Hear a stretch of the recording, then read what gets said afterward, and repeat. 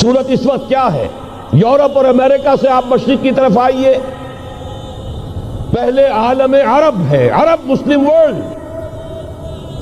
مجھے یہ کہتے ہوئے سخت دکھ ہو رہا ہے، پورا عالم عرب وہ فتح کر چکے. وہ عرب ممالک کے جو اسرائیل کے ساتھ کسی میز پر بیٹھ کر گفتگو کرنے کو تیار نہیں تھے، آپ دیکھ رہے ہیں کہ لائن لگ گئی. کبھی صرف انور سادات نے ریکگنائز کیا تھا، پوری دنیا میں شور مچا تھا، اس پر لعنت ملامت ہوئی تھی. اب تو ایک ایک کر کے، وہ شاہ حسن ہو چاہے شاہ حسین ہو، اب تو وہاں سے ویزے ختم ہو رہے ہیں. سعودی عرب اور امارات، انہوں نے جو کچھ کاروباری بندشیں لگائی ہوئی تھی وہ ختم کر دی گئی، ان میں نرمی پیدا کر دی گئی. یہ صورتحال ہے کہ واقعتاً ان کی جو عالمی تسخیر کا پروگرام ہے وہ آگے بڑھ رہا ہے، اور بدقسمتی سے امت مسلمہ کا جو قلب ہے، اس امت کا قلب امیین پر مشتمل ہے. هو الذی بعث فی الامیین رسولا منہم یتلو علیہم آیاتہ ویزکیہم الی آخر الآیہ. حضور بھی امی تھے، انہی میں سے تھے صلی اللہ علیہ وسلم. لیکن آج وہ قلب جو ہے عالم اسلام کا، وہ یہودیوں کے شکنجے میں کسا جا چکا ہے. فرش التراب يضمني وهو غطاء. بہرحال انہوں نے ابھی حال ہی میں پوپ سے بھی ایک فتویٰ حاصل کر لیا ہے کہ یہودیوں پر جرم نہیں ہے، الزام نہیں ہے مسیح کو سولی دینے کا. تاریخ بدل گئی. جو 1900 برس تک ایک تاریخ چلی آ رہی تھی، بیک جنبش قلم پوپ صاحب نے انہیں اس ذمہ داری سے بری. اور آپ نے دیکھا ہوگا حال ہی میں اسحاق ریبین جب یہ واشنگٹن سے واپس آ رہا تھا، جب کچھ وقفہ پڑ گیا تھا، جو مصالحت کی گفتگو ہو رہی تھی پی ایل او کے ساتھ، تو واشنگٹن سے واپس آتے ہوئے پوپ سے مل کر آیا ہے. اب ویٹیکان نے تسلیم کر لیا ہے اسرائیل کو، اور اس کا اب سفارت خانہ ویٹیکان کا یروشلم میں کھلنے والا ہے. میری اس پوری گفتگو کا حاصل کیا ہے؟ انہوں نے 3 pronged اٹیک کے ذریعے سے یورپ کو اور یورپ کے ساتھ اب امریکہ، ان دونوں کو اپنے شکنجے میں کش لیا ہے، فتح کر چکے ہیں. یہ وہ بات تھی جو علامہ اقبال اس صدی کے آغاز میں دیکھ آئے تھے، فرنگ کی رگے جہاں پنجے یہود میں ہے. وہ تو صرف ایک قوم تھی، جرمن قوم، جسے کچھ عرصے کے بعد احساس ہو گیا کہ یہودی کس شے کا نام ہے. نتیجتاً یہودیوں کے قول کے مطابق 60 لاکھ یہودیوں کو اس نے قتل کیا ہے.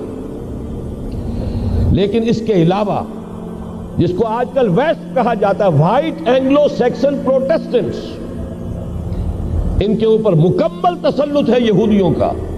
وہ یہودیوں کے اعلی کار بنے ہوئے ہیں، سود کے ذریعے سے مالیاتی شکنجے میں جکڑا ہوا. فیڈرل ریزرو فنڈ جتنا بھی امریکہ کا ہے، یہ سرکاری بینک نہیں ہے، یہودیوں کے نجی ادارے ہیں.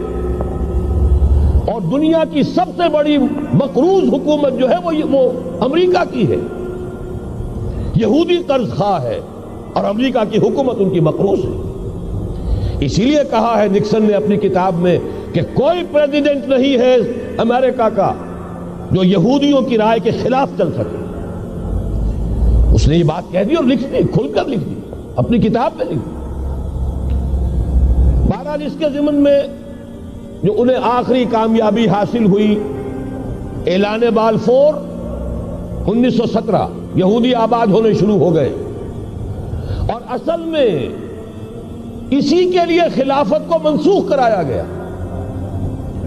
سلطان عبد الحمید، اگرچہ یہ ترکی خلافت جو ہے مرد بیمار کمزور، پھر بھی وہ مسلمانوں والا جذبہ اتنا تھا، انہیں بڑی سے بڑی رشوت پیش کی گئی تھی. ظاہر بات ہے یہودیوں سے بڑھ کر رشوت دینے والا کون ہو سکتا؟ جن کے ہاں ایسے بینکر ہوں جو 40 بلین ڈالر کا ایک چیک لکھ سکیں. پھر یہ کہ ان پر سیاسی دباؤ بہت ڈالا گیا. انہوں نے جب تک خلافت عثمانیہ برقرار رہی یہودیوں کو فلسطین میں آباد ہونے کی اجازت نہیں دی کہ جو معاہدہ کیا تھا حضرت عمر نے رضی اللہ تعالی عنہ، خلیفہ ثانی نے، خلیفہ راشد نے، ہم اس کے پابند ہیں اور ہم یہاں یہودیوں کو آباد ہونے کی اجازت نہیں دیں. لہذا انہوں نے اس خلافت ہی کا بستر طے کرایا، اس لیے کہ نہ رہے بانس نہ بجے بانسری، نہ مسلمانوں کی وحدت ملی کی کوئی علامت دنیا میں باقی رہے اور نہ مسلمان کسی مسئلے پر جمع ہو کر کوئی موقف اختیار کر سکے. اعلان بلفور کے نتیجے میں آباد کاری شروع ہوئی. 1948 میں اسرائیل قائم ہو گیا، معجزہ ہو گیا. 1967 میں اس کی توسیع ہو گئی.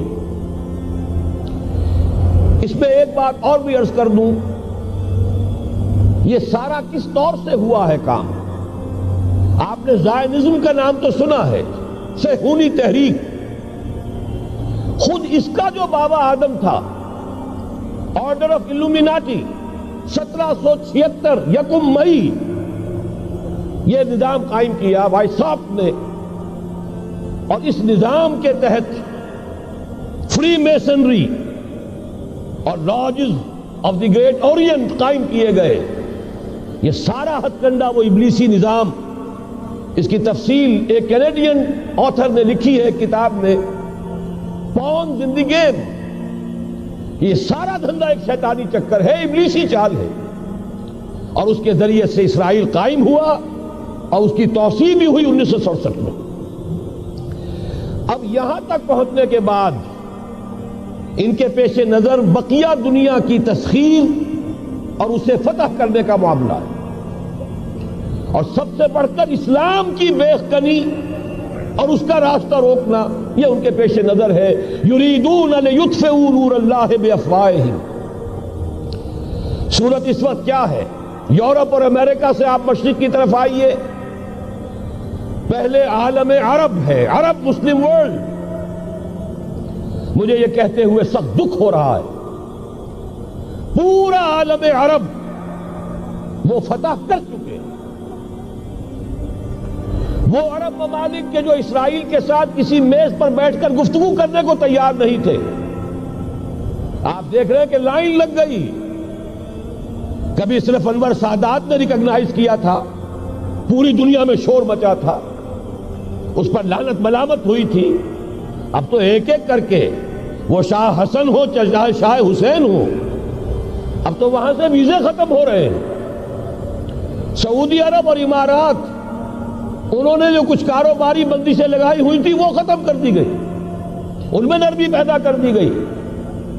یہ صورتحال ہے کہ واقعتاً ان کی جو عالمی تسخیر کا پروگرام ہے وہ آگے بڑھ رہا ہے، اور بدقسمتی سے امت مسلمہ کا جو قلب ہے، اس امت کا قلب امیین پر مشتمل ہے. هو الذی بعث فی الامیین رسولا منہم یتلو علیہم آیاتہ ویزکیہم الی آخر الآیہ. حضور بھی امی تھے، انہی میں سے تھے صلی اللہ علیہ وسلم. لیکن آج وہ قلب جو ہے عالم اسلام کا، وہ یہودیوں کے شکنجے میں کسا جا چکا ہے. اکثر وہاں کے جو حکمران ہیں، امریکہ کے ایجنٹ ہیں، اسٹوڈیز. یہ حالات جہاں تک عالم عرب کا تعلق ہے، تلخ حقائق ہیں جو بیان کر رہا ہوں، اس لیے کہ آپ کے سامنے رہنا چاہیے. یہ جو اقبال نے کہا کہ دنیا کو ہے پھر مار گئے روح و بدن پیش، ابلیس نے پھر اپنے درندوں کو ابھارا، اللہ کو پا مر دیے مومن پہ بھروسہ، ابلیس کو یورپ کی مشینوں کا سہارا. یہ دوبارہ ایک بہت بڑے پیمانے پر حق و باطل کا گھمسان کا رنگ پڑنے والا ہے. ملاحم کی جو حضور صلی اللہ علیہ وسلم نے پیشین گوئیاں فرمائی، الملحمۃ العظمیٰ، تاریخ انسانی کی عظیم ترین جنگ جو ابھی آنے والی ہے، اس کو سمجھ لیجئے اچھی طریقے سے کہ اس میں جو قوتیں ایک دوسرے کے مقابل آ رہی ہیں وہ کون سی ہے. نیو ورلڈ آرڈر کہنے کو امریکہ کے زیر قیادت ہے، حقیقت میں امریکہ خود یہودیوں کے پنجے میں ہے. یہ وہی ابلیسی طاقت ہے جو آگے بڑھ رہی ہے. عالم عرب کو فتح کرنے کے بعد اب ان کے پاس اگلا عالم اسلام کا حصہ ہے غیر عرب مسلم ورلڈ. ایران ہے، اس کے شمال مشرق میں ترکستان ہے، روسی اور چینی، مشرق میں افغانستان ہے، پاکستان ہے. یہ ایک بہت بڑا سالڈ بلاک ہے. اس کے بعد اگرچہ ہندوستان آتا ہے، بھارت، ظاہر بات ہے کہ وہاں مسلمان اقلیت میں ہیں سوائے کشمیر کے، لیکن یہ نوٹ کیجئے کہ وہاں بھی کم سے کم 15-18 کروڑ مسلمان موجود ہیں. آج بھی دنیا کا سب سے بڑا ملک جس میں مسلمانوں کی تعداد اور جن کی نفری سب سے بڑھ کر ہے وہ بھارت ہے. اس کے بعد پھر انڈونیشیا، ملائیشیا ہے. اس سے آگے ہے پھر فار ایسٹ، ابھی انہیں فتح کرنا ہے. نیو ورلڈ آرڈر کا یوں سمجھئے کہ ابھی یہ ہارڈ نٹ ٹو کریک، ابھی ایک لوہے کا چنا ہے چائنا کی شکل میں موجود. اور مجھے یاد آ رہا ہے ڈی گال کے الفاظ بہت سے لوگوں نے سنے ہوں گے. اس نے کہا تھا کہ ہم نے خام خواہ روس کو اپنا دشمن بنا لیا ہے، وہ تو ہمارا بھائی ہے، وائٹ ریسس، وہ تو بنیادی طور پر یورپین قوم ہے. Beware of the yellow masses of the east. تمہیں گھبرانا چاہیے، تمہیں خبر لینی چاہیے. وہ مشرق بعید کے جو زرد رو لوگ ہیں، China, Indo China, Japan, yellow races. ابھی اس نیو ورلڈ آرڈر کے لیے جو فتح عالم اور تسخیر عالم کا پروگرام ہے، اس میں پہلے غیر عرب مسلمان دنیا اور پھر یہ فار ایسٹ کا خاص طور پر یلو ماسز، یہ ہے کہ جنہیں ابھی انہیں ٹیکل کرنا ہے.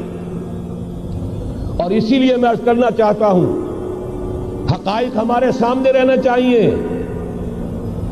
یہ 45 برس کے بعد امریکہ کو کیسے خیال آ گیا کہ کشمیر کا مسئلہ واقعی ہے؟ ساقی نے کچھ ملا نہ دیا ہو شراب میں. یہ کہاں سے رابن رافیل آئیں پچھلے سال اور مسئلے کو زندہ کر کے چل دی. ہم خوش ہوئے، امریکہ نے مان لیا. حقیقت میں امریکہ کی نظر ہے اور وہ اس کو چاہتے ہیں کہ ایک دوسرا اسرائیل بنائے، آزاد بنا کر اس کو اپنے تسلط میں لیں. اس لیے کہ اگر جو پروگرام ہے، اگر وہاں پر فرض کیجئے بہت مطالبہ ہمارا مان لیا جائے، پلیبسائٹ کرایا جائے، اس کا نتیجہ کیا ہوگا؟ آپ کو آزاد کشمیر سے بھی اپنی فوجیں نکالنی پڑیں گی، آپ کو گلگت اور بلتستان سے بھی فوجیں نکالنی پڑیں گی، بھارت بھی ادھر سے فوجیں نکالے گا. اور رہ جائے گا کون؟ یہ ٹھاٹ پڑا رہ جائے گا. جب لاج چلے گا بنجارا، رہ کون جائے گا؟ پھر تو وہی راج کرے گا جو یو این او پر قابض ہے. اور پھر ظاہر بات ہے کہ اس کے پاس دولت کے انبار اور جو بھی ان کی چالاکیاں اور ہوشیاریاں ہیں، ہو سکتا ہے کہ وہ اسے ایک نئے اسرائیل کی شکل دے دے.